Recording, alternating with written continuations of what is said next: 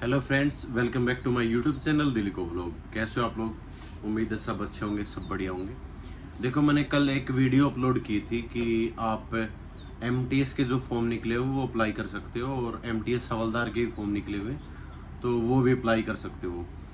तो जो आपका एग्ज़ाम हो 10वीं बेस ही है, और उसका लगभग मैंने मोटा मोटा हिसाब किताब वो बता दिया था कि आप एज क्राइटेरिया बता दिया था, और आपकी जो ड्यूटीज़ वगैरह वो क्या कुछ रहने वाली हैं उस चीज़ के बारे में मैंने डिस्कशन कर लिया था। आज मैं ये बात करूँगा कि अगर आप फॉर्म अप्लाई करते हो या फॉर्म भरते हो, क्योंकि एक अच्छी जॉब अपॉर्चुनिटी आप लोगों के लिए, तो उस केस में आप किस तरीके से पहले ही अटेम्प्ट के अंदर आप अपना एग्ज़ाम हो क्लियर कर सकते हो। ठीक है, ये वीडियो जो वैसे भी देख सकते हो, अगर जो भी गवर्नमेंट जॉब की तैयारी कर रहा है, ठीक है, उस हिसाब से भी आप लोग देख सकते हो कि किस तरीके से आपको एक पैटर्न हो लेके चलना चाहिए, या कैसा एक तरीका होता है जिससे हम जल्दी से जल्दी कोई भी एग्ज़ाम है, वो गवर्नमेंट एग्ज़ाम है स्पेशली, वो निकाल सकते हैं। उस बेस के ऊपर ये वीडियो रहने वाली है। ठीक है, हम जिक्र करेंगे एमटीएस को लेके, लेकिन बाकी एग्ज़ाम्स जो गवर्नमेंट एग्ज़ाम है जो देने जा रहे हैं वो भी इस वीडियो को ज़रूर देख सकते हो।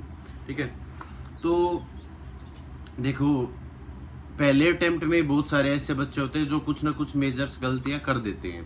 ठीक है, वो उस चीज़ से सीखते हैं, फिर दूसरे एग्जाम में बैठते हैं, तब उनको आइडिया हो जाता है कि हाँ, मेरी गलतियां क्या क्या रही हैं और मैं किन किन चीज़ों को इम्प्रूव कर सकता हूँ। ठीक है, तो वो चीज़ें इम्प्रूव होती जाती है और आपका फाइनल सिलेक्शन हो किसी न किसी एग्ज़ाम के अंदर हो जाता है।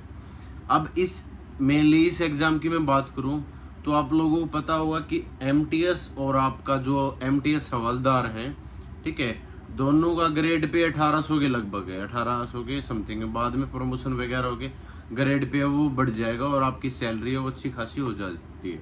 ठीक है, तो उसकी अगर आप लोग तैयारी करनी है तो आप लोगों को क्या क्या चीज़ों का पता होना चाहिए। सबसे पहले आपका सिलेबस, ठीक है, आपका एग्ज़ाम कि कब एग्ज़ाम है, और आपका जो सिलेबस, ये किसी भी एग्ज़ाम से उठा के देख लो कि आप कोई भी फॉर्म फिल करते हो तो उसको आपका सिलेबस पता होना चाहिए, एग्ज़ाम कब है ये पता होना चाहिए। फिर जो स्ट्रेटेजी रहती है कि मैं किस तरीके से क्या क्या बुक से कौन कौन सी किताबों से पढ़ सकता हूँ, ऑनलाइन कोचिंग लेनी है, ऑफलाइन कोचिंग लेनी है, क्या क्या चीज़ें रहती हैं, उन चीज़ों के बारे में आप लोगों को मैं इस वीडियो के द्वारा बता दूँगा। तो सबसे पहले जैसे एमटीएस को लेके ही चलते हैं कि आप लोगों को ये पता है कि अक्टूबर नवंबर के महीने में आपके जो एग्ज़ाम है वो रहने वाला है। ठीक है, दिसंबर में तो इसका रिजल्ट ही आ जाएगा। तो अगर अक्टूबर नवंबर के महीने में अगर इसका एग्ज़ाम रहेगा तो आपके पास 5 से 6 महीने, मान के चलो कि आपके 5 से 6 महीने आपको मिल जाएंगे। ठीक है, एग्ज़ाम के लिए। तो दूसरी बात कि आपको सिलेबस पता होना चाहिए कि एग्ज़ाम है वो कैसा होगा। ऑनलाइन बेस्ड आपका एग्ज़ाम होगा और 2 सेक्शंस के अंदर होगा। जो पहला सेक्शन है वो आपका सिर्फ क्वालिफाई है, आपको सिर्फ पासिंग मार्क्स अगर ले आओगे तो वो क्वालिफाई है। तो उस पर इतना ज़्यादा टाइम वेस्ट करने की ज़रूरत है नहीं, क्योंकि उसके अंदर है रीजनिंग 20 क्वेश्चन, और 20 क्वेश्चन आपके मैथ के रहने वाले हैं। तो मतलब अगर 40 क्वेश्चन है तो एक क्वेश्चन 3 नंबर का है, 4 3 12, 120 नंबर का वो आपका एग्ज़ाम होगा, पहला सेक्शन होगा, और उसमें से सिर्फ आपको 40 लेने हैं। ठीक है, सिर्फ आपको 40 नंबर लेने हैं। तो अगर मान लो 15 क्वेश्चन भी करते हो आप अगर रीजनिंग के, ठीक है, तो 15 दिए 45 नंबर तो आपके सिर्फ रीजनिंग के अंदर ही हो जाएंगे। और 1-2 क्वेश्चन तो यार मैथ का भी कर पाओगे। तो मैथ और रीजनिंग पे इतना ज़्यादा ध्यान नहीं देना आप लोगों को। स्पेशली मैं इसके बारे में बता रहा हूँ एमटीएस और एमटीएस हवलदार के बारे में। ठीक है, कि आपको मैथ और रीजनिंग के ऊपर इतना ज़्यादा टाइम वेस्ट नहीं करना अगर आप लोग इसकी तैयारी करने लग रहे हो तो। दूसरी चीज़ की फिर सर तैयारी है वो किस चीज़ की करें, या हम किस पे ज़्यादा ध्यान दें, या कौन कौन से टॉपिक्स रहने वाले हैं उसके बारे में। फिर आपका सेकंड सेगमेंट जो कि आपका रहता है जीएस वाला पोर्शन और साथ में इंग्लिश। ठीक है, ये आएंगे आपके दोनों 25-25 नंबर के, मतलब 25-25 क्वेश्चन आएंगे, और 75-75 नंबर के। 150 का आपका ओवरऑल जो एग्ज़ाम हो, 150 का मान के चलो। ठीक है, कि आपका जो एग्ज़ाम हो ओवरऑल ये मान के चलो कि 150 नंबर का होगा, और 150 के बेसिस पे ही आपकी क्या लगेगी, मेरिट जो लिस्ट है वो रहने वाली है। ठीक है, तो सबसे पहले बात करूं मैं अगर मान लो जीएस की, तो जीएस के लिए ना हर एग्जाम के अंदर जीएस इंपॉर्टेंट है भाई, हर एग्जाम के लिए। कोई भी आप एग्जाम दे लो, स्टेट का एग्जाम दे लो या फिर आपका सेंट्रल गवर्नमेंट का एग्जाम दे लो, ठीक है, किसी भी फील्ड का एग्जाम दे लो, उसके अंदर जीएस कंपलसरी है, आती है और उसमें आप मार खा जाते हो।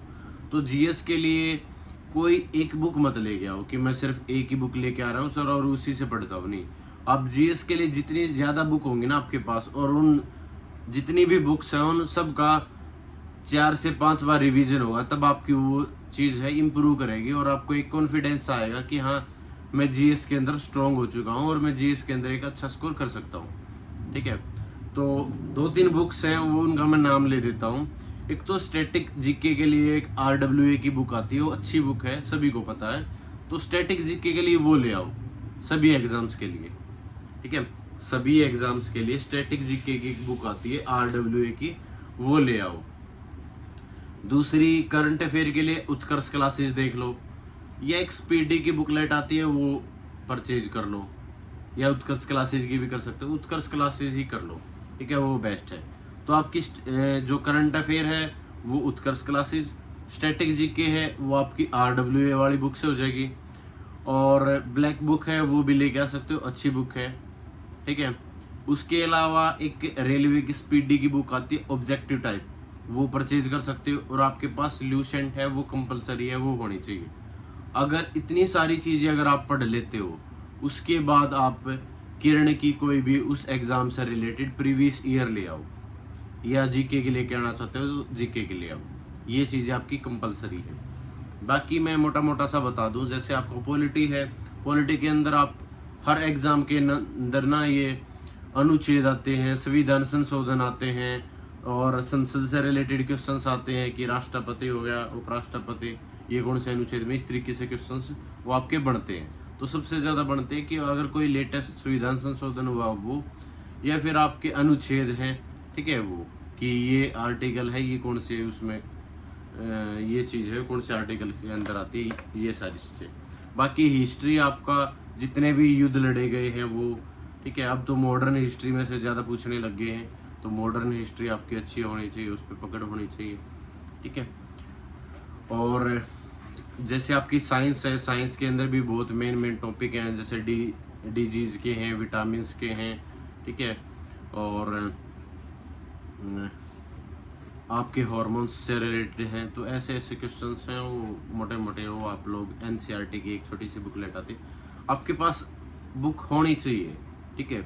आप जितना ज़्यादा ये ऑनलाइन कंटेंट देखते हो ना, उसमें आप गलती क्या करते हो कि आपने ऑनलाइन कंटेंट देख लिया, आपको वो चीज़ें समझ भी आ गई और वो चीज़ें आपको याद भी होगी, लेकिन याद हो जाती है उस टाइम के लिए, ठीक है। अगर आप नेक्स्ट डे भी पढ़ोगे ना तो बहुत सारी चीज़ें आपके दिमाग से स्किप हो जाएंगी, ठीक है, आप टेल भी नहीं पकड़ पाओगे उस चीज़ की। तो आपसे यही है कि आप लोग देखो, ऑनलाइन कंटेंट भी आपने अगर देखना तो आप ज़रूर देखो, लेकिन उसके साथ में नोट्स बना लो।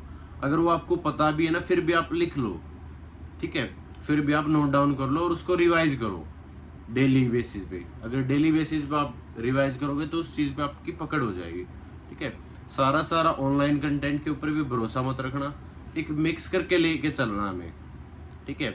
अगर हम कोई भी गवर्नमेंट एग्जाम की तैयारी कर रहे हैं तो एक मिक्सअप लेके चलना है कि आप ऑनलाइन से ही पढ़ रहे हो, ऑफलाइन भी पढ़ रहे हो, और जब वो 3-4 महीने में आप ये हो जाएगा ना, आपका सिलेबस एक बार कवर हो जाएगा, उसके बाद आप प्रैक्टिस सेट लगाने लग जाओ, ठीक है। ऐसा मत करो कि हमने 1 महीना पढ़ा और उसके बाद में प्रैक्टिस सेट लगाने लग गया सीधा, और उसमें फिर हमारा स्कोर तो बढ़ेगा नहीं, और फिर हम, ठीक है, उसमें हम थोड़ा सा ये हो जाता है कि यार स्कोर तो बढ़ नहीं रहा, अब आगे क्या करे क्या नहीं करे, ये हमारा सही ट्रैक पे नहीं है, ठीक है।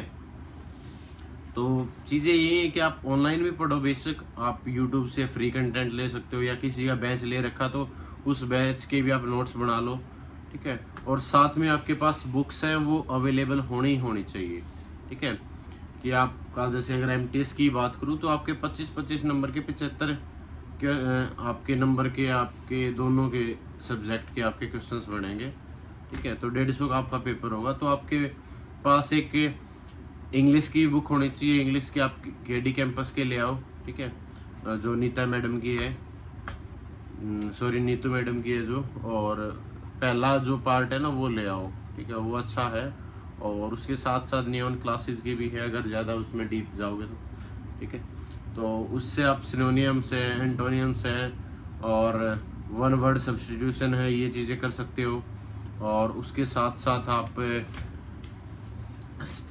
करेक्शन ऑफ स्पेल, ठीक है, ये चीज़ें कर सकते हो। तो आप एक तो सिलेबस उठाओ और फिर उस पे लग जाओ, ठीक है। डेली बेसिस पे आप 2 घंटे 3 घंटे वो देने लग जाओ कि हमने वो पढ़ाई आपकी बेकार नहीं जानी। मान लो अगर आपका कुछ कोई एग्जाम डिले हो जाता है या पोस्टपोन हो जाता है या लीक हो जाता है, तो कोई ना कोई आप दूसरा एग्जाम दोगे, उसके अंदर वो चीजें काम आनी है, ठीक है। आप ये तो है नहीं कि मेरे को तो सिर्फ एक ही एग्जाम देना है और वो क्रैक हो गया तो ठीक है, नहीं तो फिर मैं घर ही बैठा रहूँ या उसी की तैयारी करता रहूंगा, ठीक है। ऐसा तो नहीं होना चाहिए, मेरे हिसाब से कोई भी ऐसा नहीं करता हो आज के टाइम पे। सबके पास कुछ ना कुछ ऑप्शंस होंगे कि ये एग्जाम नहीं हुआ तो मैं दूसरा एग्जाम दूंगा, या साथ में और भी बहुत सारे एग्जाम्स देते होंगे। तो हर एग्जाम्स के अंदर यही रहता आपका कि आपकी मैथ वगैरह, जीएस वगैरह, ये तो फिक्स है ही हर एग्जाम्स के अंदर। कुछ एग्जाम्स में इंग्लिश आ जाती है, कुछ में नहीं आती, तो आप इंग्लिश पे भी अच्छी पकड़ बना सकते हो। रीजनिंग है वो एक बार आपको सिलेबस कवर करने की जरूरत है, तो आप डेली बेसिस पे 2 से 3 घंटे पढ़ो। और सिर्फ जो एमटीएस और एमटीएस हवलदार की तैयारी कर रहे हो वो सिर्फ आप मैथ नहीं, आप इंग्लिश और जीएस के ऊपर ज़्यादा फोकस करो। जीएस की मैंने बुक्स बता दी, आपकी इंग्लिश की मैंने बुक्स बता दी। और अगर कोई बैच परचेज भी कर रहा है तो इंग्लिश का बैच भी परचेज कर सकता है। वो आगे आपका कोई सीपीयू का एग्ज़ाम होगा और कोई भी एग्ज़ाम होगा जो जिसमें आपको ये लग सकता है कि ये यूज़फुल है, ठीक है, तो आप लोग वहाँ से भी आप तैयारी हो कर सकते हो, ठीक है। और कोई और डाउट हो तो आप लोग जरूर कमेंट सेक्शन में जाके डाउट पूछ सकते हो। बाकी बार बार ये मत पूछना कि सर डीपी की वैकेंसी कब आएंगे, डीपी की वैकेंसी कब आएंगे। मैंने वो बता दिया कि अगर आपका नोटिफिकेशन अक्टूबर नवंबर तक आ जाता है, ठीक है, तो आपकी जनवरी फरवरी के अंदर आपका एग्ज़ाम हो सकता है। बाकी फिर नेक्स्ट ईयर तो है ही आपका एग्ज़ाम, ठीक है। तो तब तक के लिए थैंक यू सो मच। जय हिंद सभी को।